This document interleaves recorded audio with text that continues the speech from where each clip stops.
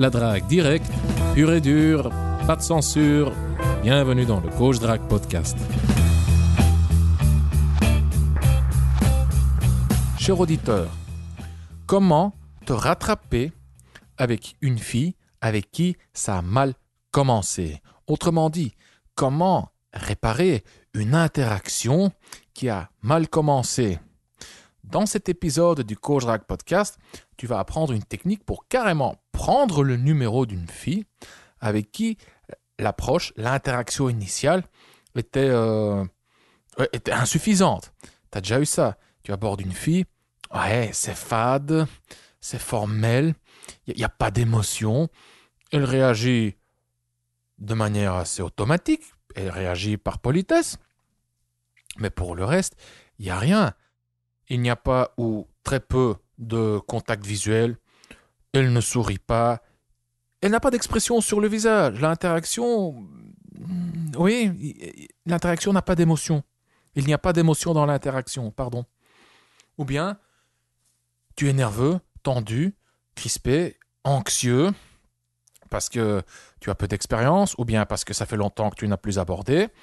Et tu abordes une fille, et qu'est-ce qui se passe? Il y a un malaise qui s'installe. Ça ne démarre pas, c'est lourd, pesant, tendu. Tu sens que si tu continues, ça va empirer les choses. Et tu arrêtes, tu stoppes, tu interromps l'interaction. Eh bien, cette interaction-là, tu peux encore la sauver. Tu peux même choper le numéro de cette fille.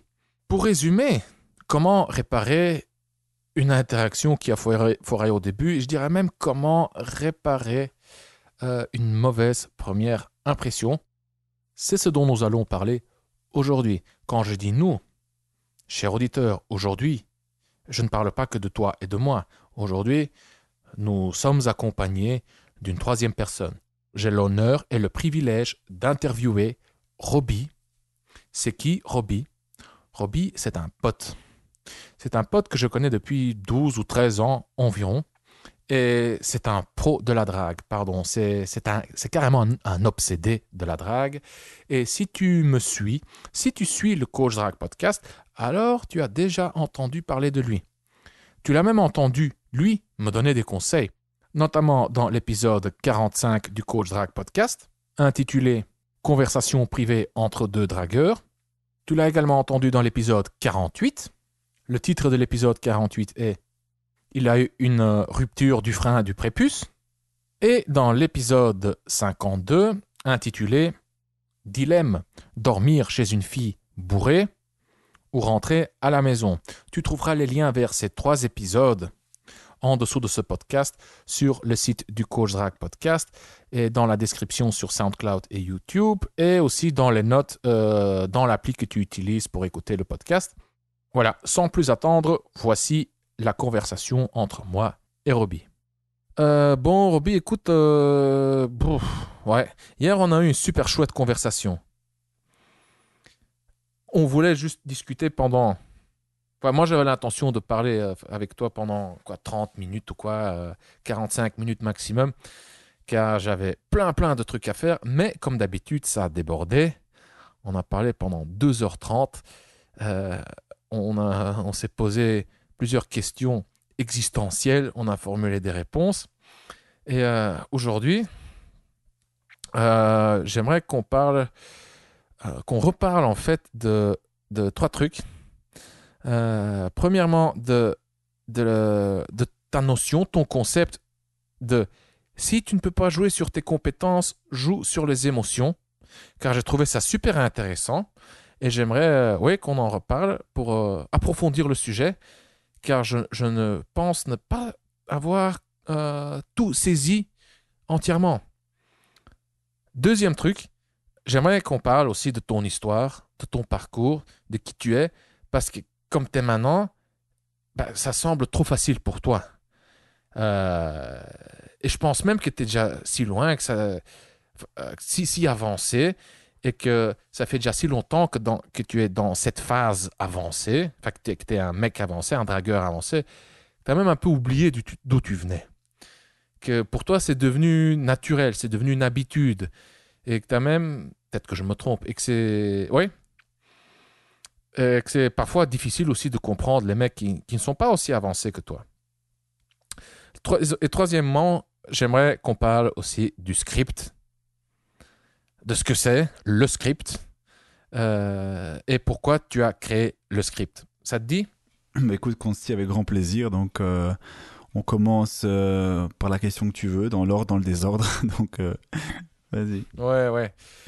Ok, bah tu sais, souvent, aujourd'hui, on va changer un petit peu. Souvent, les interviews, c'est même pas une interview, écoute, oublie l'enregistrement, c'est juste une conversation comme, euh, comme on en a plusieurs fois par semaine ces derniers temps. Donc ouais, c'est juste une conversation. Mais tu sais, en général, dans les podcasts, dans les interviews, on commence toujours par une introduction. Qui tu es? Enfin, tu es qui? Tu veux bien te présenter? D'où tu viens? Bla bla bla. Non, nous on va faire différemment. On va tout de suite entrer dans le vif du sujet. Et la présentation, c'est pour après, quoi. Ok. Est-ce que tu veux encore une fois m'expliquer ton concept de si tu ne peux pas jouer sur tes compétences, joue sur les Mhm. émotions. Bah ouais, c'est assez marrant quand alors, le sujet est venu un peu hier en discutant un peu n'importe quoi. Et en fait, c'est vrai que on parlait un peu du script et je te disais, voilà, je parlais justement de ça parce que j'ai eu un exemple récemment avec un ami et en fait, c'est vrai que le concept, même moi, en fait, même qui suis, comme tu l'as dit, entre guillemets, un dragueur avancé, je me considère pas spécialement comme une personne extrêmement extravertie, tu vois. J'ai pas forcément. Je te prenais l'exemple hier de la gym. Là, quand je vais à la gym, par exemple, je suis pas forcément le mec qui va parler avec tout le monde.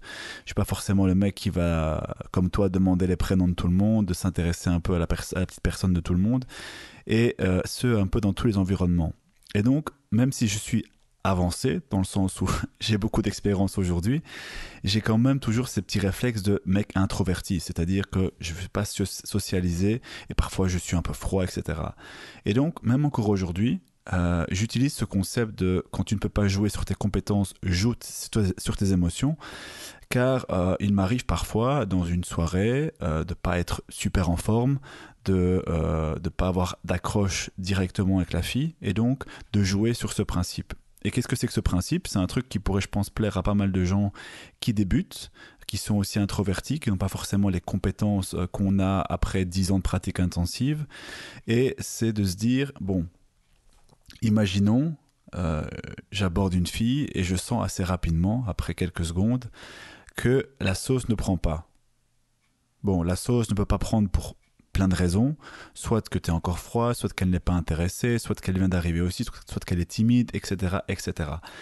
Mais dans la plupart des cas, tu sens quand ça va mal se passer. Tu sens que si persévérer de la même manière, ça va amener à de la merde, grosso modo. Tu vas sentir elle va avoir du mépris, elle va commencer à rouler des yeux, etc. Et donc dans ce cas-là, je dis simplement, et un truc que je fais encore parfois, parce que ça m'arrive encore parfois d'être mou, d'être pas en énergie. Et donc ce que je fais, c'est que quand je sens que cette situation arrive, que je sens que la merde arrive, je dis simplement, écoute, je prends les devants et je dis, écoute, pour l'instant, je vais aller rejoindre mes amis ou je vais accueillir des amis, etc. Et on se parle plus tard, simplement. Et donc la fille te dira, ok, ça va, plus tard, tu vois, un peu dédaigneuse comme ça en disant, ok, on se verra plus tard. Pendant ce temps-là, qu'est-ce que tu fais? Tu continues. Moi, c'est ce que je fais. Je continue à draguer, je continue à parler, ou alors vraiment, j'accueille des amis qui sont arrivés. Et alors, simplement, parce que bon, moi je sors plutôt dans les bars que dans les boîtes de nuit, et donc je fais beaucoup de bars sur une soirée. Et donc ce que je fais, soit quand j'ai épuisé l'endroit, ou soit quand je compte aller dans un autre endroit, ce que je fais simplement, c'est que je retourne vers là où les filles qui m'intéressaient et avec qui j'ai pas pu développer quelque chose, et je leur fais cette phrase de conclusion directement. On peut la voir ensemble juste après, mais c'est ça le concept en fait. C'est que quand tu sens que tu ne peux pas jouer sur tes compétences verbales, que tu n'es pas assez chaud, que tu es même un peu timide, tu ne sais pas quoi dire, utilise simplement cette procédure, à savoir tu t'éjectes du groupe ou simplement de la fille et tu reviens un peu plus tard pour faire une phrase de conclusion. Voilà. Oui. Et là, tu viens de nous mettre l'eau à la bouche. Oui, je vais le dire. Ben ouais. Vas-y, c'est quoi cette phrase? Voilà. Écoute, c'est simplement une phrase de conclusion que j'utilise dans tous les environnements, que ce soit en rue, que ce soit même sur Internet. Et c'est de simplement, cette notion, tu le connais aussi parfaitement et on en parle souvent, qui est de se dire que la phrase d'approche parfaite, la phrase de conclusion parfaite, elle reprend généralement 4 éléments. Ce sont mes émotions, ses émotions, l'environnement et la situation. Et ici, ça ne change pas. Qu'est-ce que je vais lui dire? Je vais revenir par exemple, donc je reprends la situation, je l'ai abordé, j'ai senti que ça sentait un peu le caca. Je lui ai dit, je vais faire un petit tour à droite et à gauche, l'énergie remonte, je sens que soit que je vais partir ou soit que la fille va partir aussi, c'est possible. Tu la vois se diriger vers la sortie, donc c'est aussi le moment de le faire. Tu vas l'aborder, tu lui dis simplement ceci. Tu lui dis, écoute, je sais qu'on a eu une conversation merdique, toi et moi. Je sais que j'ai senti que c'était pas le plus intéressant. Mais malgré tout, malgré les 2 minutes qu'on a passées ensemble, je trouve quand même que tu as ça, ça, ça ou ça. C'est un élément totalement interchangeable, tu vois. Donc ça peut être, tu as aimé son énergie, tu as aimé son parfum, tu as aimé son sourire, tu as aimé plein de petites choses. Ça, je sais pas vraiment les définir à l'avance. Mais tu l'annonces, ce que tu as aimé. Et alors, tu lui dis, écoute, je sais qu'on a parlé que 2 minutes et que c'était pas très intéressant, mais quand même, j'ai aimé ceci, ceci ou ceci. Donc, ce que je te propose, c'est de prendre ton numéro, donc WhatsApp, Viber ou autre, de t'envoyer un message dans quelques jours. Et comme ça, on pourra vérifier à quel point on est vraiment intéressant. Si tu es intéressé, bah écoute, ça serait un plaisir, ça serait un grand plaisir qu'on aille boire un verre ensemble. Si t'es pas intéressé, écoute, c'est pas grave, j'aurais quand même été ravi de faire ta connaissance. Et je prends là, et je lui demande directement, généralement après, qu'est-ce que tu utilises le plus, WhatsApp ou Viber? Et ça aussi, ça enclenche un peu le processus d'acquiescement. Et généralement, la fille te dit, ah ben, moi c'est plutôt WhatsApp, moi c'est plutôt Viber. Et ben, je dis, écoute, voilà, voici mon téléphone, mets ton numéro et je t'écris un SMS dans quelques jours. Et donc, ça met un peu en relief ce principe, hein, simplement de quand tu ne peux pas jouer sur tes compétences, joue sur les émotions, car même si tu l'as pas forcément intéressé, en jouant avec cette phrase de conclusion qui est très chargée émotionnellement, tu vas pouvoir obtenir quelque chose. Tandis que si tu continues à persévérer alors que dès le début tu sens que c'est pas possible, que tu sens que tu vas faire de la merde, et que tu sors après 30 minutes ou 45 minutes de conversation totalement vide, qu'est-ce que tu dirais qu'on allait boire un verre? C'est nul, quoi. Elle va te dire non, non, j'ai pas envie, quoi. Et tu creuses ta tombe depuis une demi-heure et tu me demandes en plus mon numéro. Mais non, faut pas déconner. Donc, alors que quand tu sens que tu fais de la merde et que tu peux, t'échapper et continuer à faire monter ton énergie ou autre, et revenir après en lançant vraiment une grosse phrase de conclusion émotionnellement chargée, là, tu as encore la possibilité de prendre son numéro. Et voilà, simplement c'est ça. Hein. Tu sais ce qui me plaît là-dedans, c'est qu'en fait, tu as trouvé un moyen de quelque part d'ajuster, d'améliorer, de corriger, de réparer, pardon. C'est ça le bon mot, de réparer la première impression. Car tu sais comme la première impression est perspicace. C'est un truc, voilà, ça s'incruste et c'est très difficile de changer la première impression.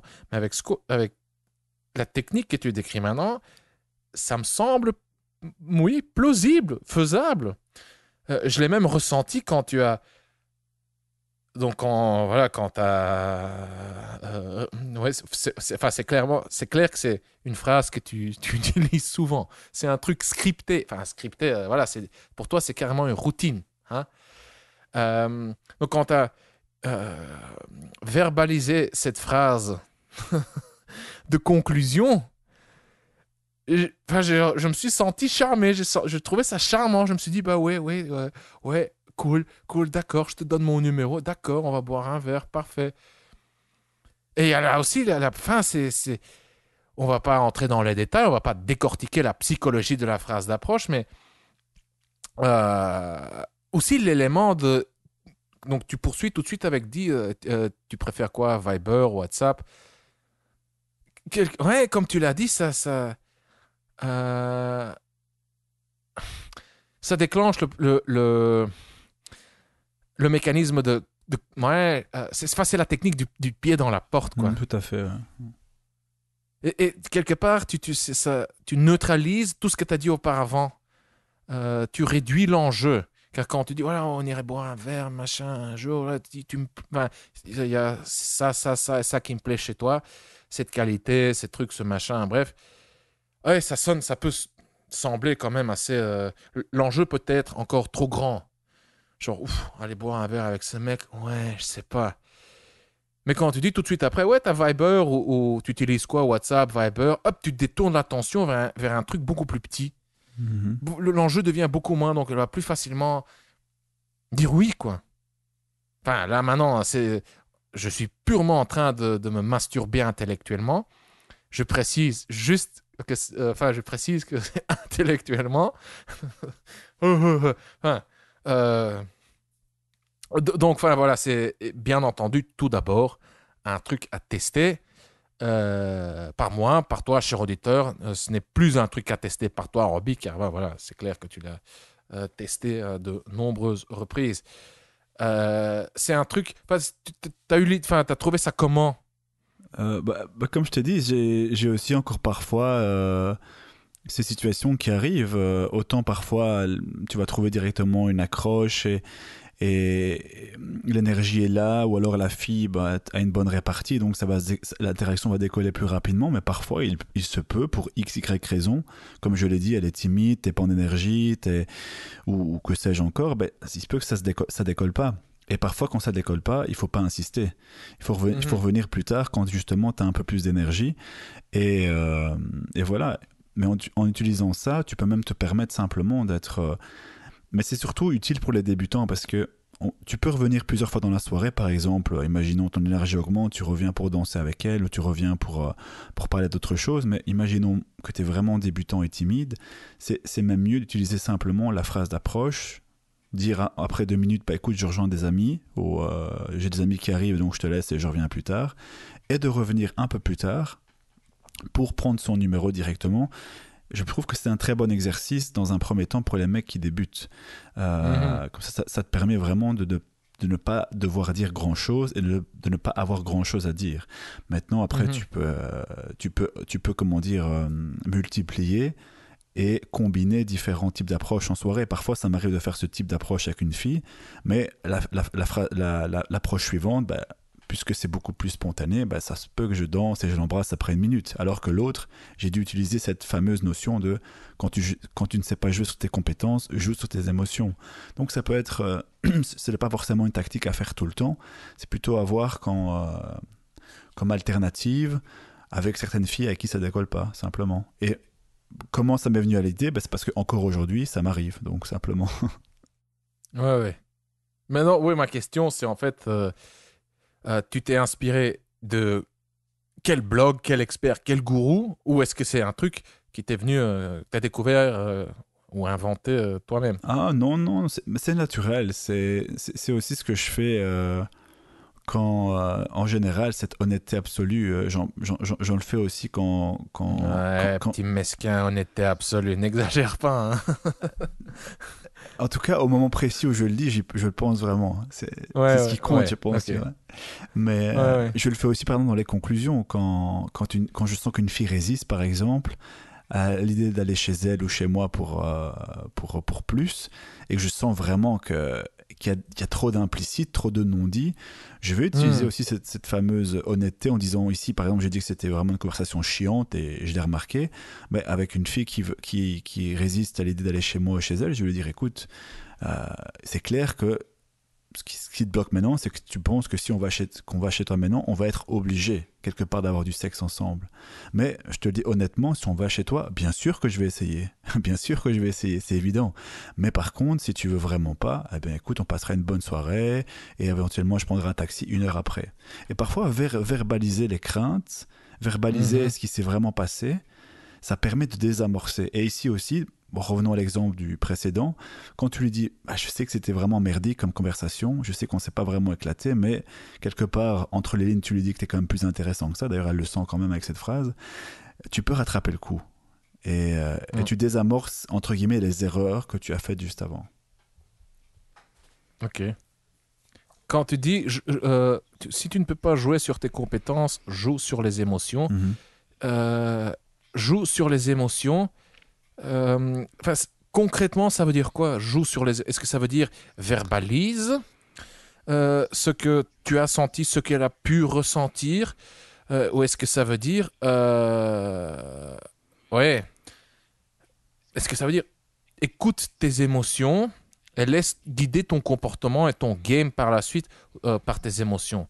Enfin, c'est une question un peu... Non, mais c'est les deux, hein. C'est ses émotions Ouais. et tes émotions, puisque en disant, voilà, j'ai senti que c'était pas les plus intéressants, ou voilà, qu'on n'était pas des plus intéressants au début, et en lui disant, par exemple, j'aime ça et ça chez toi, ce que je te propose, c'est de faire ça, ça et ça. Si jamais tu acceptes, ça sera avec grand plaisir. Si jamais tu n'acceptes pas, bah écoute, j'aurais quand même été très content de faire ta connaissance. C'est ce que j'appelle jouer sur les émotions. Qui peut dire Ouais, non, ouais, qui peut ouais, dire ouais. non à une offre pareille quelque part, tu vois? Et là, maintenant, quand tu viens de le dire, c'est vrai que tu utilises beaucoup de mots émotionnels. Exactement, Euh, exactement. je serais content, ça me ferait plaisir. Je sais que euh, tantôt, dans la première conversation, il y avait un malaise, ça ne décollait pas. Si tu décris un peu le ressenti Mhm. de la de la première interaction. Donc, c'est vrai que ton discours contient beaucoup de descriptions enfin, oui, des émotions. Voilà. Tout à fait. Ouais, c'est super intéressant, oui, vraiment. Ouais, ouais. Et aussi, un truc à mentionner, c'est ouais, le non-verbal, quoi. C'est ton intonation, il y a comme ça en même temps une confiance dans ta voix, une détermination Mhm. et une douceur. Ouais, exactement. C'est ce qui permet de contrebalancer. Et c'est ce qui permet aussi de définir ce côté émotionnel, justement. Euh, Hmm.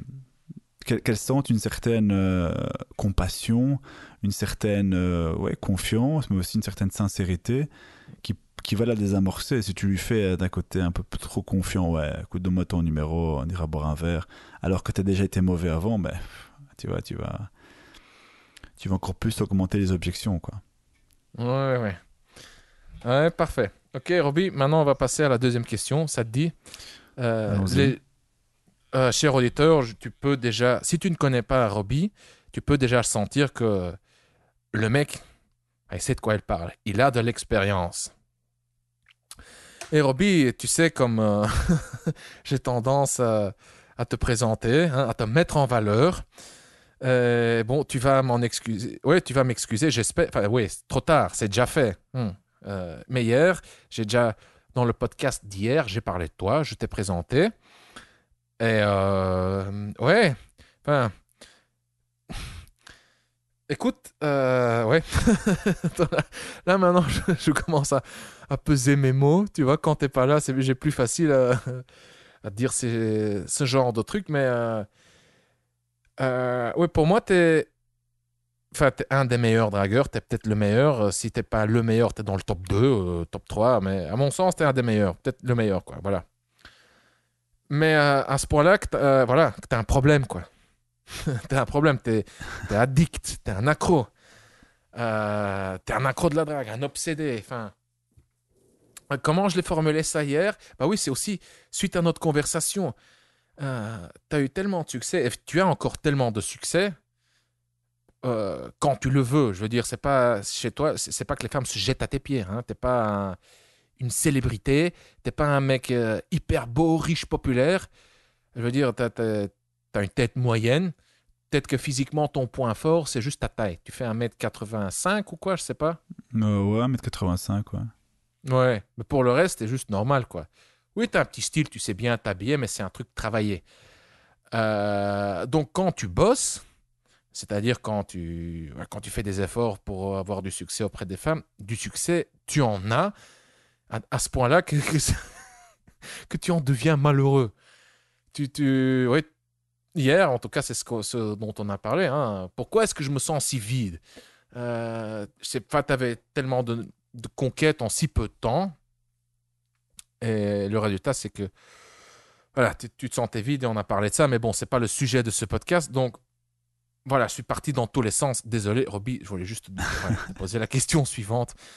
Est-ce que tu peux un peu nous parler de ton histoire, ton parcours, qui tu es, les obstacles que tu as surmontés et tes obstacles actuels, car maintenant que tu as atteint un niveau super avancé, Mhm. tu es le top des tops, enfin, ouais, t'es un expert, quoi. Et maintenant, il y a d'autres obstacles. Là, maintenant, il y a des questions philosophiques, genre le pourquoi. Ouais. Bref. Bah écoute, c'est Déjà, commençons en disant que je pense qu'il y a toujours à apprendre. D'ailleurs, tu l'as mentionné avec l'aspect physique. On s'améliore toujours. Ça, c'est quand même un point positif. Mais quand j'ai commencé, effectivement, c'était en 2005. Donc, il y a quand même 12 ans, 12 années. Non, j'ai 30 ans. J'ai eu 30 ans en décembre. Donc, j'ai commencé, 16-17 ans. Et bah, c'est quoi les premiers obstacles que j'ai eu, bah, c'était parce que c'est vrai que moi j'avais un peu le package. On va pas dire le package complet, c'est plutôt le package incomplet. Voilà, j'étais physiquement très moyen, j'avais pas vraiment de chance particulièrement au niveau génétique. J'avais un milieu qui était relativement modeste, donc tu vois, que j'étais loin de Bruxelles aussi, donc enfin d'une grande ville en tout cas, ce qui permettait pas forcément d'avoir accès à beaucoup de filles rapidement. J'habitais chez mes parents, qui étaient loin en plus, donc enfin, je dirais pas de logement, parce que je partageais une chambre avec mon frère à l'époque, mais bon, ce qui est pas non plus totalement incroyable quand on a 18 ans, hein, quoique beaucoup de gens sont déjà indépendants à cet âge-là, mais voilà. Et voilà, donc financièrement, j'étais aussi très limité parce que j'avais très peu de revenus, j'avais arrêté l'école entre-temps, etc. Enfin bref, tu vois un peu, tu connais le tableau. Donc j'avais vraiment aucun avantage, que ce soit physique, que ce soit social, que ce soit financier, que ce soit célébrité, peu importe. Donc voilà. Et progressivement, voilà, j'ai énormément pratiqué. Et je pense que la pratique, c'est ce qui fait toute la différence ici. Et voilà, en gros, le départ, c'était donc en 2005, et avec les rencontres, avec les forums aussi, avec les différents programmes que j'ai pu lire à l'époque, mais surtout avec la pratique personnelle, ben voilà, j'ai pu surmonter tout ça et j'ai pu évoluer, que ce soit socialement. Voilà, j'ai dit que j'avais arrêté l'école, par exemple. Ben voilà, j'ai repris les cours. Ça aussi, la drague m'a beaucoup apporté à ce niveau-là, puisque on critique souvent la drague en disant, c'est un peu vu de manière péjorative, hein, tu vois, la drague de nos jours. Oui, draguer les femmes, c'est pas bien, ça fait un peu. Mais sans la drague, j'aurais pas pu faire tout ça. J'aurais pas pu reprendre l'école, enfin l'université. J'aurais pas pu avoir un diplôme comme je l'ai eu. J'aurais pas pu m'élever aussi socialement. J'aurais pas pu m'améliorer physiquement au niveau vestimentaire, mais même au niveau physique. C'est ce que j'appelle d'ailleurs un peu, tu vois, une transformation mimétique et génétique, tu vois. Parce qu'à force de rencontrer des gens de qualité, à force d'avoir accès à des soins de qualité, tu t'améliores aussi. Tes expressions du visage changent aussi. Tu deviens plus charmant, plus de charisme. Tu peux t'améliorer aussi à différents niveaux. Donc, même en commençant très bas, je pense que ouais, tu peux arriver très très haut, et surtout avec des raccourcis. Moi, ce qui m'a beaucoup handicapé, les obstacles, je t'en parlais, ce qui m'a beaucoup handicapé, c'est de ne pas avoir accès directement aux bonnes informations, quoi.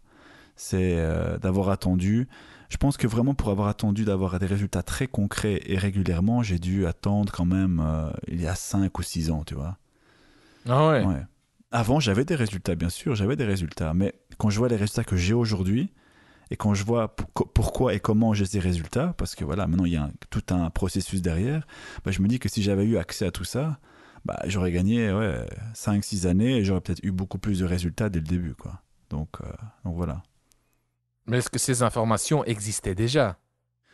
Est-ce que ça existait déjà Bah en fait, oui et non. Il y avait bien sûr, il y a toujours une part de vrai dans tout ce que tu trouves. Maintenant, c'est rare qu'on s'est condensé dans un même truc. Et je pense aussi qu'à l'époque, il y avait moins de médiatisation et moins de visibilité par rapport à ce qu'on voit aujourd'hui, où il est beaucoup plus facile de trouver certains trucs, même au niveau du physique par exemple. Il y a des forums, des sites de look, de relooking par exemple. Il y a 10 ans, c'était quand même beaucoup moins fréquent par exemple, tu vois.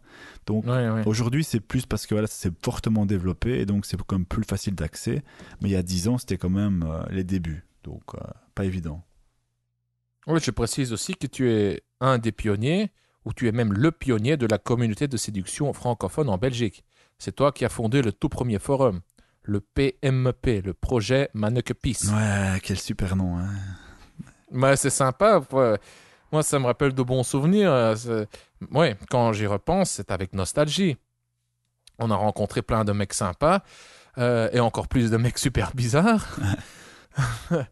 Et ça aussi, ça a évolué en fait. Là maintenant, j'ai l'impression que euh, ouais, il y a une plus grande proportion de mecs normaux, Mhm. enfin qui s'intéressent à la séduction, au développement personnel en général. Et t'as toujours les bizarres, hein, ouais, les mecs qui ont des troubles de personnalité, qui ont de l'autisme, enfin, ouais. Mais à l'époque, je me rappelle tout au début de la communauté, ouais, il y avait quand même un grand pourcentage de mecs vraiment, vraiment bizarres, quoi. Pour qui il n'y avait en fait pas d'espoir. Mhm. Enfin, c'est peut-être exagéré ce que je dis, mais toujours de l'espoir. Mais enfin, tu vois ce que je veux dire. Ok. Est-ce que tu peux. Au début, est-ce que tu te rappelles de. Tu peux nous raconter une petite histoire pénible comme ça? C'est pas un râteau violent, une situation humiliante ou quoi? Ouais, bah, j'en ai. Je t'avouerai que même sans en avoir parlé avant, sans avoir préparé quoi que ce soit, j'en ai. Quand tu me dis ça, j'ai toujours deux exemples qui me viennent à l'esprit, mais surtout un assez marrant qui était dans une ville, pas très loin de chez moi, à 25 km, où il y a plus de gens. Et j'avais comme ça abordé une fille qui était assise près d'un arrêt de bus, donc elle attendait forcément son bus. Et ouais, je l'abordais et pendant 2-3 minutes, elle restait assise, mais elle me répondait pas forcément. Et moi, ce que je pensais comme un signe d'intérêt quand même, je me dis, elle reste là, donc c'est quand même un signe d'intérêt. Et à un moment donné, je pense après 2-3 minutes d'un monologue assez ennuyeux, à mon avis, elle se lève et elle part comme ça. Comme ça, et moi, elle me laisse assis dans mon monologue. Enfin, bref, c'était une situation que je pense souvent, parfois, comme étant des. Bah, pour moi, c'est même pas des râteaux. Enfin, si c'est un râteau, clairement, oui, c'est un râteau, hein, c'est évident. Mais je veux dire, c'est pas violent. Et quand j'entends des mecs Hmm. dire que oui, les râteaux, c'est violent, ben moi, j'ai rarement pris un râteau violent. J'ai rarement pris un râteau où la fille me dit ah, dégage, sale connard, ou. Donc voilà. Ouais, moi, j'en ai eu quand même un super violent. Ouais, il y en a. Attends, mais c'est toujours des névrosés, tu vois. Oh. Mais. Ouais, dans le centre-ville de Bruxelles, où la fille s'est mise à crier, mon vieux, à hurler. T'étais là, en plus, c'était avec les mecs du forum. On faisait une petite sortie l'après-midi. On faisait une petite session de drague en journée. Ouais. Ouais, je me rappelle que un de nos potes, enfin, je vais pas citer son nom, car je pense pas enfin, qu'il apprécierait. Enfin, mais lui, il était encore plus ému, affecté que moi. Non, mais c'est qui cette salope? Comment est-ce qu'elle ose réagir comme t'as rien fait? T'étais gentil. Enfin, enfin, j'avais une bonne énergie. Je dégageais de l'enthousiasme, de la bienveillance. Je souriais, machin, enfin tout. Je respectais la distance personnelle. Quand elle me dit non, c'est non. Enfin bref, mais elle a pété un câble. Mon vieux. Oh là là là là. Elle était en train d'hurler quoi. C'était sur une place à Bruxelles, donc il y avait plein de gens autour. Il y avait des terrasses, tu vois. Les terrasses étaient remplies, elle était là en train de hurler comme une cinglée. Non, mais tu te prends pour qui? What the fuck?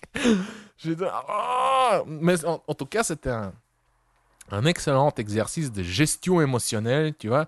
Tu sens tout de suite ton rectum se contracter. Oh mince, quoi, c'est quoi ce truc, bordel? Allez, reste calme, tu gardes ton sourire, ok, au revoir. Et puis voilà, quoi. Ça, c'est ouais, c'est peut-être le râteau le plus violent que je me suis pris. Ou un des, en tout cas, c'est ouais. Ouais, c'est parce que voilà, c'était en pleine journée, c'était tellement disproportionné. Et il y avait aussi la pression sociale, tu vois, les gens autour, la terrasse, les terrasses, machin.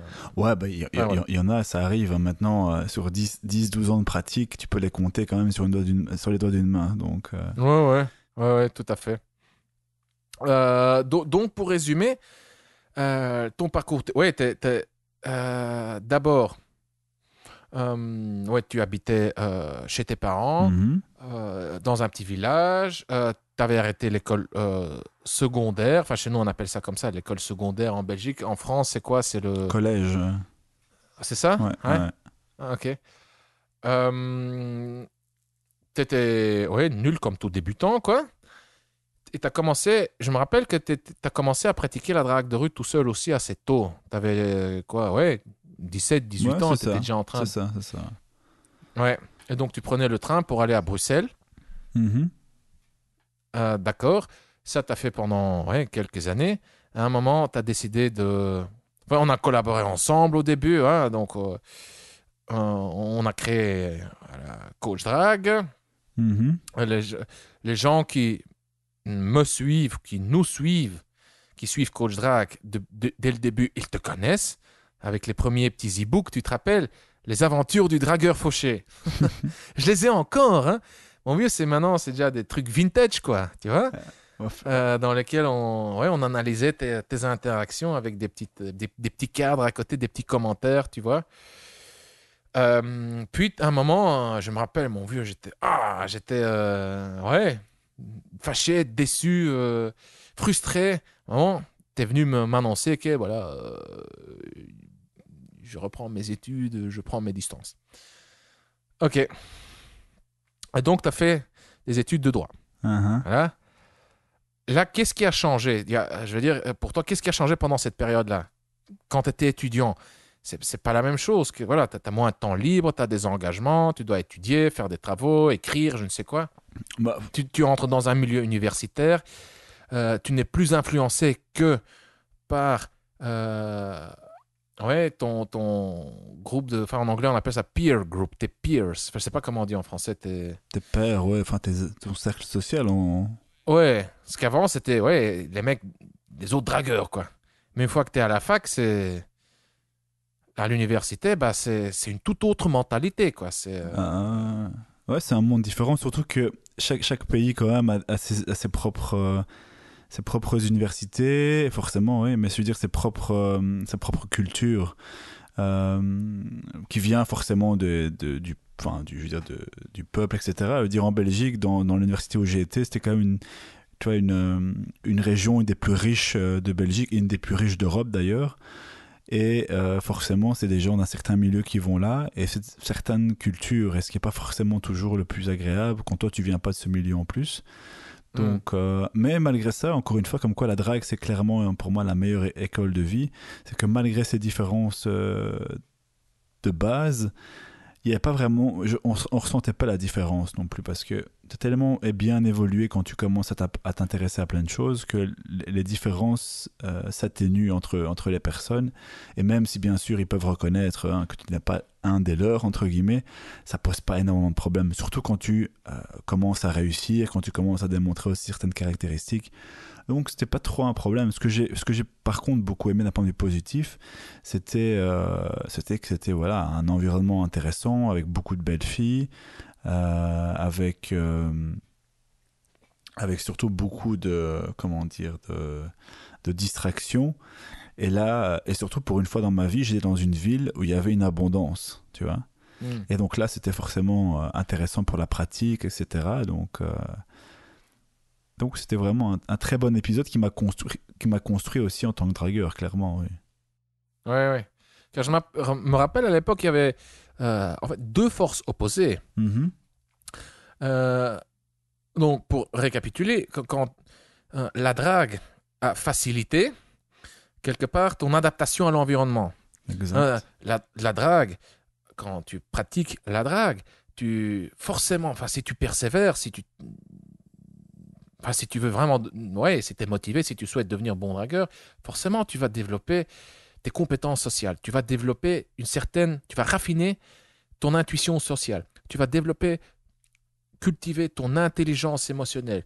Tu pourras mieux gérer tes émotions. Tu pourras mieux lire et même influencer les émotions de l'autre. Donc, bien entendu, hop, tu as déjà une certaine maturité sociale. Quand tu entres à la fac avec ton bagage de dragueur, hop, tu t'adaptes plus facilement à ce nouvel environnement. Donc là, ouais, vu qu'il y a beaucoup de cibles, beaucoup de filles, tu as un volume élevé, oui, tu as continué à te développer en tant que. Enfin, tu t'es développé intellectuellement. Voilà, tu entres dans un milieu qui est intellectuellement très stimulant. Mhm. Tu as pu continuer à te développer, à développer tes compétences sociales, hein, tes compétences en matière de drague, hein, avec les soirées et tout ça. Mhm. Il y a plein d'activités. Enfin, voilà, mais d'autre part, je sais qu'il y a un contrepoids aussi. Car la drague, bon, on peut voir un peu la communauté de séduction comme une branche de Mhm. la plus grande catégorie plus générale, qui est le développement personnel. Ok. Mais, ouais, même si tu es dans un milieu, une ville plus riche, hein, à l'université, qui est supposé être, voilà, euh, c'est supposé être des gens ouverts d'esprit, tu vois, tolérants, machin. Donc, tu obtiens ton diplôme, hein, tu dragues, tu obtiens bien entendu des résultats, hein, avance rapide, tu obtiens ton diplôme, et là, tu commences à bosser. Tu veux que je C'est à toi de raconter. Hein, je t'explique. Ben, en fait, ce qui est assez marrant, en fait, je pense que ça pourrait intéresser aussi les gens, c'est qu'on voit, tu sais, quand moi j'ai commencé voilà, à 17-18 ans, je connaissais un milieu, un environnement, un certain style de fille, un certain style de drague aussi. Puis j'étais à l'université, dans une ville plus huppée, avec des filles de meilleure qualité, avec une autre culture. Et donc là, j'ai encore appris de nouveau. Et je pensais de nouveau que c'était le Saint Graal, le summum de ce qu'on pouvait avoir. Puis j'ai commencé à... Enfin, avant de travailler, j'ai fait quand même pas mal de voyages, j'ai beaucoup voyagé avec la bourse étudiante, pas avec mes propres moyens. Et donc là aussi, j'ai découvert plein de choses. D'ailleurs, avant de travailler, je suis resté 1 an et demi avec une fille que j'avais rencontrée lors d'un Erasmus à l'étranger en Hongrie. On est resté quasiment 2 ans ensemble. D'ailleurs, elle est même venue à Bruxelles, où j'ai commencé à travailler 1 an au barreau de Bruxelles en tant qu'avocat. 1 an, mais ce milieu m'énervait tellement, les gens m'énervaient tellement, les filles m'énervaient tellement, que voilà, après 1 an, même si c'était ce pourquoi j'ai fait les études, j'ai décidé d'arrêter et de continuer à l'étranger, quoi. ok. Et donc après, tu t'es mis à voyager. Ouais, les voyages, je pense que c'est vraiment ce qui m'a aussi et, et mon début et mes débuts et mon niveau et mon expérience à l'université et les voyages et les différents pays et les différentes nationalités et les différentes filles m'ont vraiment permis d'avoir une vision globale de la Mhm. séduction, mais surtout d'un game qui est entre guillemets universellement d'un game, je veux dire d'un processus de séduction qui est universellement applicable. D'accord. Et donc ça m'a vraiment grandement aidé. Enfin, tout m'a aidé. L'université, bien sûr, les gens que j'ai rencontrés, les voyages à l'étranger, les filles que j'ai rencontrées, également même dans mon petit village au début, ça m'a aidé aussi. Donc ça, c'est vraiment, je trouve, très important, c'est de multiplier les expériences. Et ça te fait évoluer, mais à un point pas possible. Parfait. Ok, c'est clair. Roby, maintenant on va parler du script. Le script. C'est quoi le script? Bah écoute, Et surtout, pourquoi est-ce que tu as créé le script? le script, en fait, tu sais, c'est l'histoire du script, c'est assez marrant. Ça remonte il y a 3 ans et demi, alors que j'étais justement en Hongrie avec mon ex-copine. On logeait chez ses parents qui avaient une maison dans un petit village là-bas. Et un matin, je sais pas pourquoi, je me suis levé alors que j'étais avec ma copine. Et je me suis dit, mais il faut que j'écrive un truc comme ça parce que j'ai analysé. Bah, tu sais ce que c'est, t'es en couple. Après 6 mois, 7 mois, 1 an, bah, tu t'ennuies un peu. Enfin, tu t'ennuies. La routine s'installe. Et j'avais forcément des envies de redraguer, parce que bon, voilà, j'étais fait pour ça et je voulais pas rester en couple. Et un jour, je repensais à toutes ces histoires que j'avais, etc. Je me dis, mais en fait, quand je pense de manière assez anecdotique, pas anecdotique, pardon, de manière assez pragmatique, à toutes les expériences, ou la majorité des expériences, ils suivent un même schéma. Ils suivent un schéma très clair, ils suivent un schéma scripté. Et donc, je me suis mis en tête d'écrire vraiment un programme, un livre qui scripterait en fait simplement de A à Z une interaction. C'est très compliqué parce que c'est même impossible de scripter de A à Z une interaction humaine parce qu'il y a beaucoup de variations. Par contre, je sais que script, dans la plupart des cas, dans la plupart des interactions, surtout en rue, ou même sur le web dating, même en soirée d'ailleurs, c'est quand même dans 95% des situations exactement les mêmes choses, les mêmes événements qui surviennent, les mêmes obstacles. Et donc, je pense qu'il est facile de scripter quand même une situation, une interaction, et pour l'amener à des résultats concrets, quoi, simplement. Et c'est comme ça que l'idée m'est venue. C'est simplement, un jour en me levant, je dis, je veux mettre sur papier. Au début, je voulais même pas en faire un programme, je voulais juste le faire pour moi, un point de vue analytique. Mon... Donc le script, c'est un programme. C'est quoi le script? Je peux le dire à ta place si tu veux, car là, Non, mais surpris de cette ouais, question. non, mais maintenant, aujourd'hui, oui, tel qu'il a été fait, oui, c'est un programme complet, bien sûr, le script, mais C'est une formation, car n'oublie pas, ah oui. oui, pour nous, c'est tellement évident. Tu me parlais parce que Pour les... tu parlais de la genèse, comment il est venu à comment est-ce que j'ai eu l'idée d'un script, Oui, oui, donc aussi, oui, oui. Donc, la question était le script, c'est quoi? Qu'est-ce que c'est? ouais. Et pourquoi tu l'as créé? Bah écoute, j'ai créé simplement, après avoir commencé l'écriture pendant quelques semaines, je me dis voilà, on va en faire un programme, on va en faire un vrai programme, car je sais, et notamment via des connaissances avec qui j'ai déjà coaché le script, je sais qu'en donnant simplement toutes les phrases et les phases, je sais que ces gens-là avec qui j'ai essayé avaient des résultats identiques. C'est pas que je suis... Mhm. Moi, ça me fait chier un peu pour mon ego, mais c'est pas que je suis exceptionnel, c'est pas que je suis voilà, que les filles me kiffent plus que tout. Il y a sûrement une partie bien sûr de ma personnalité, mais quand je donnais les mêmes phrases, quand je donnais les mêmes enchaînements à des amis, à des connaissances qui voulaient tester, ils avaient les mêmes résultats. Tu vois, donc c'est à ce moment-là que j'ai cru vraiment à la possibilité de faire un script, parce que je me dis voilà, des gens qui n'ont pas le même background que moi, qui n'ont pas la même personnalité, mais arrivent à avoir des résultats similaires en appliquant les mêmes choses, les mêmes phrases. Donc, D'accord. c'est comme ça que l'idée du script m'est venue. Ouais. OK. Donc, si je peux résumer, synthétiser, reformuler, le script est une formation, Mhm. c'est un programme dans lequel tu apprends aux gens quoi dire de l'approche à la conclusion. Il contient plein de, oui, de phrases de drague, de techniques de drague, ordonnées dans une séquence. C'est ça. C'est comme un script, quoi. Comme en anglais, comme on dit, un blueprint. Tu vois, donc, ouais, un script. Pour l'approche, tu dis ceci. Ensuite, tu dis cela. Pour prendre le numéro, tu dis ceci. Pour fixer le rencard, tu dis cela. Dans ton premier texto, tu envoies ça. Et que si elle répond ça, tu dis ceci, cela, blablabla. Et ça pour différents contextes, dont la rue, Mhm. les bars, les boîtes, pas la drague en soirée, Mhm. le web dating et Tinder, enfin la drague virtuelle, quoi. Mhm.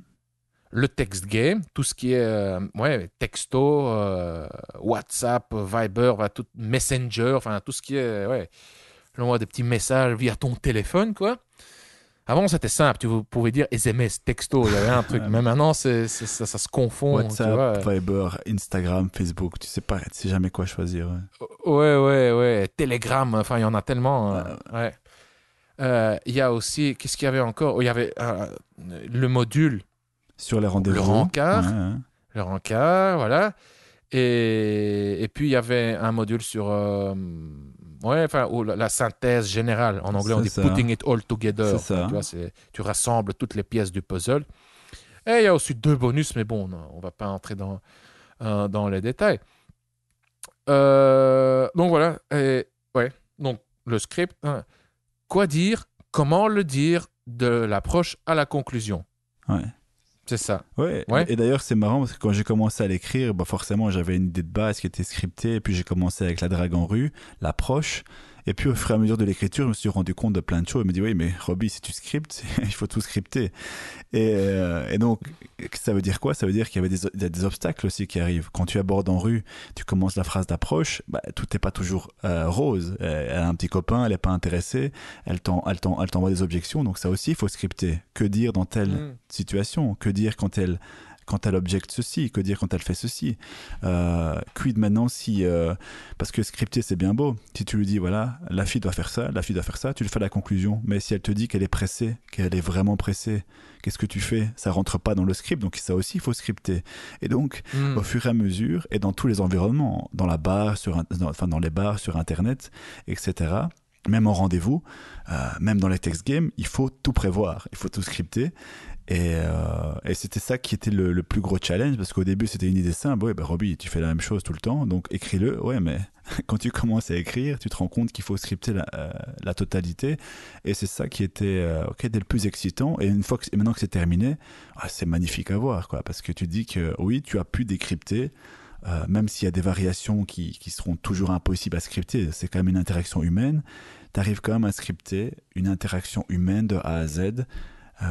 Et ça, c'est quand même très excitant, quoi. Ouais, ouais. Et, ouais, moi, j'ai écouté Enfin oui, j'ai déjà écouté plusieurs parties et enfin, tu te rappelles de mon feedback. Moi, j'étais là, oh putain, cool, j'ai appris de nouvelles choses. Ouais, ouais, non, non, non, c'est génial, quoi. C'est génial ton truc. Et je suis content, voilà, de nouveau collaborer avec toi, car tu te rappelles, tantôt on parlait de ton histoire, ton parcours. À un moment, tu t'es dit, voilà, après mes études, je me lance au barreau, je deviens juriste et la drague, la communauté de séduction, voilà, c'est du passé, Mhm, quoi. Je prends ma retraite. mhm, Enfin, t'as toujours été un homme à femme, mais oui, enfin, je parle surtout de ta présence dans la communauté des séductions, comme on l'appelle. C'est surtout ça. Enfin, tu avais fermé la porte, tu avais laissé ça derrière toi. Mais là maintenant, ouais, enfin, on s'est retrouvés, tu as changé d'avis, tu as eu une nouvelle idée, un nouveau projet. mhm. Et le script, ben voilà, c'est le résultat. Ah, désolé, je me fais mordre par le chat ici. Ouais, toi, tu t'es fait harceler par ton chien. Moi, je me fais bouffer le bras par mon chat. Ouais. Euh, donc voilà, cher auditeur, si tu es intéressé par le programme, la formation, le script, il te suffit juste de cliquer sur le lien en dessous de ce podcast sur le site du Coach Drag Podcast, dans les notes sur l'application que tu utilises pour écouter ce podcast. Tu trouveras le lien également dans la description sur SoundCloud et YouTube. Et je te précise que pendant encore je ne sais pas combien de temps, on va se mettre d'accord après cet appel, Robbie. On va encore discuter un peu d'organisation et tout ça. Pendant encore quelques temps, cher auditeur, tu peux profiter d'un prix de pré-vente. OK? Donc, tu peux l'obtenir à moitié prix ou à même moins 67%. Donc, tu payes un tiers ou la moitié du prix. Je ne sais pas, car j'ai pas encore, comme je l'ai dit dans les 2 podcasts précédents, je n'ai toujours pas décidé du prix. On va maintenant discuter avec Robbie. On va discuter du prix, quoi. Voilà. Pourquoi un tarif de pré-vente? Bah, car le truc n'est pas encore terminé entièrement. 4 modules sont prêts et il te reste à terminer 3 modules. Nous avons fixé les dates. Tu trouveras quand tu cliques sur le lien, tu vas. Ouais, cher auditeur, tu auras des infos supplémentaires, mais donc, si je ne me trompe pas, c'est genre le 7 août, le 21 août ou 28 août ou quelque chose comme ça, le truc sera terminé. Enfin bref, donc voilà, le lien se trouve enfin, en dessous de ce podcast, dans les notes sur SoundCloud et YouTube. Voilà. Je pense que j'ai tout dit, non? Ouais, t'as tout dit. Donc, il y a les 4 modules qui sont déjà tout à fait prêts. Donc, il y a le module sur la drague en rue, Ouais. le module sur la drague en soirée, donc les bars, les discothèques, tout ce que tu peux imaginer, avec des petits points un peu originaux, hein, comme comment draguer avant les bars et les clubs. Et on verra que en tout cas, moi, c'est ce qui me permet d'avoir des résultats un peu très originaux, c'est d'avoir même des résultats avant même d'aller en bar et en club. Il y a le 3e module qui est sur la drague en ligne en général, donc les sites comme Tinder, OkCupid, Badoo, et même des sites un peu plus classe comme Mythic, Elite Dating, etc. Et alors un module sur les principes généraux, sur tous les stéréotypes sur la drague, sur toutes les vérités à entendre. Je trouve que c'était un module très intéressant à faire, qu'on n'en parle jamais. Il y a plein de mensonges, il y a plein de stéréotypes, il y a plein de choses que les gourous, entre guillemets, de séduction ne disent pas, des mensonges, tout ça pour vendre. Et je trouve que ce premier module était extrêmement intéressant à faire, car ça manque énormément aujourd'hui dans la communauté de séduction. Et alors, il y aura effectivement les 3 modules, comme tu l'as dit, qui seront terminés, qui sont déjà en phase d'édition ici, qui seront donc le module sur le text game, donc quoi et comment le dire par voie électronique, SMS, etc. Le rendez-vous et alors l'ensemble. Donc, comme tu Ouais. l'as dit, putting all together. Ouais. Et après, on va aussi rajouter des bonus. Ouais, voilà. Ok. Bah, attends, laisse-moi regarder un peu l'heure. Ouais, écoute, c'est bon. On en a fait déjà 50 quelques minutes. Euh, Ouais, je te propose qu'on en reste là. Et oui, écoute, moi j'ai adoré ce format. J'ai adoré. Ouais, j'adore nos discussions.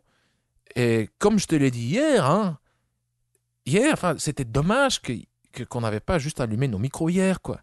C'était du, c'était du lourd. C'était du bon contenu, mon vieux.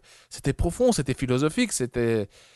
Ouais, c'est des questions que beaucoup de gens se posent. Voilà, c'est des problèmes que beaucoup de gens rencontrent.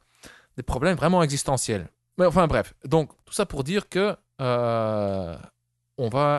des podcasts comme ça, on va en refaire encore. Ça te dit? Oui, et Oh, n'ose pas dire non, hein. non, mais je disais simplement que pour les prochains podcasts, on pourra éviter la partie sur ma présentation. Comme ça fera déjà du contenu, même si c'était intéressant, bien sûr, parce que bon, c'est toujours intéressant de savoir avec qui on parle et quel est le parcours de la personne. Mais je pense qu'on l'a surtout fait parce que ça fait un petit temps que, voilà, que je pense que les auditeurs de Coach Drag n'ont pas entendu, à part ceux qui me connaissent depuis le début, bien sûr, et donc c'était important de le faire. Et donc c'est simplement pour ça, c'est pas pour parler de nous, on s'en fout un petit peu. C'est quand même plus important, c'est ce que les gens, c'est ce qu'on apporte aux gens. Et donc les prochains podcasts, on pourra éviter cette partie sur moi et donc se concentrer uniquement sur le bon contenu, quoi. Yes. Ok, Robbie. Bah écoute, merci. Bah, merci à toi, Consti. Et à la prochaine. Hein. Salut. Voilà, cher auditeur, j'espère que cette conversation entre moi et Robbie t'a plu. Si c'est le cas, alors j'ai une bonne nouvelle pour toi. Demain, je publierai une nouvelle conversation entre Robbie et moi. Et dans cette conversation, on parle de plusieurs trucs. Premièrement, faut-il être spontané ou faut-il scripter ses interactions avec les femmes? Ensuite, on parle également de comment aborder une femme en groupe. On parle aussi de comment aborder une femme qui est accompagnée d'un mec. Car dans la plupart des cas, les femmes sont en groupe ou bien sont accompagnées de mecs. Les femmes seules, oui, on en voit bien sûr, mais c'est pas toujours le cas. La plupart des femmes sont accompagnées. Voilà. Cher auditeur, pour conclure, si tu as aimé cet épisode, si tu aimes le Coach Drag Podcast en général, et si tu souhaites me remercier ou si tu souhaites me donner un coup de main, alors voici ce que tu peux faire. Tu peux partager cet épisode sur les réseaux sociaux, ou bien un autre épisode, à toi de voir, ou bien tu peux me laisser une évaluation de 5 étoiles sur iTunes. Pourquoi est-ce que cette évaluation de 5 étoiles sur iTunes est si importante? Premièrement, pour mon ego, pour ma validation. Quand je lis ça, ça me motive, ça m'inspire, ça m'encourage à continuer. Et ensuite, pour la preuve sociale. Donc, il y a beaucoup de mecs qui se trouvent dans la zone grise. C'est-à-dire, à toi, il t'est déjà arrivé d'être indécis vis-à-vis d'un contenu. Tu vois un blog post, mais tu n'es pas sûr si tu vas le lire. Tu vois un article et tu n'es pas certain de vouloir le lire. Tu vois une vidéo, ouais, le titre est attirant, mais tu n'es pas sûr. Ou bien tu vois un podcast et tu n'es pas sûr de vouloir l'écouter. Et si tu vois que l'article, le blog post, a été partagé beaucoup, s'il contient beaucoup de commentaires, là tu vas probablement te dire, je vais quand même essayer, je vais quand même le lire. Si les autres ont consommé ce contenu, c'est que ça doit être bon. Pareil pour la vidéo. Tu regardes la vidéo, et tu hésites et tu vois qu'il a beaucoup de vues, beaucoup de likes. Là, tu te dis, OK, je vais regarder le début. Et pareil pour les podcasts. Quand tu vois qu'il a beaucoup de bonnes notes, là, tu te dis, ça doit quand même être de la qualité. Je vais écouter le début, je vais écouter un épisode ou quelque chose comme ça. Et donc, c'est pour convaincre les mecs se trouvant dans la zone grise d'écouter le Coach Drag Podcast. Et moi, ça m'aide à développer mon audience. Voilà, chers auditeurs, merci. C'est tout pour aujourd'hui et on se voit demain. Je suis Consti de CoachDrag.com. Merci d'avoir écouté le Coach Drag Podcast. On se voit dans le prochain épisode. Bonne drague.